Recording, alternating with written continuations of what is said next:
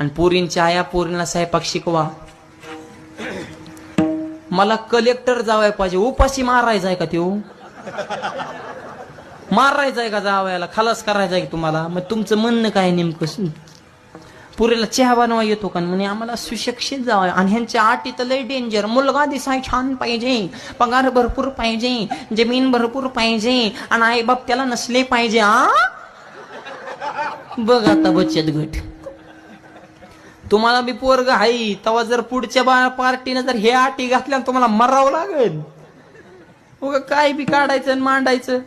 ती बी काय आबाळातून पडलंय का? किती काय अपेक्षा एका माणसाकडून, सगळं आपल्या मनाजोगं मिळत असतं. तुम्हाला जमीन, बरं जमीन बी पाहिजे आणि पूर्ण परत काय सांगतात, आमची मुलगी शेतात येणार नाही. मग जमीन काय पेटवाय पाहिजे काय?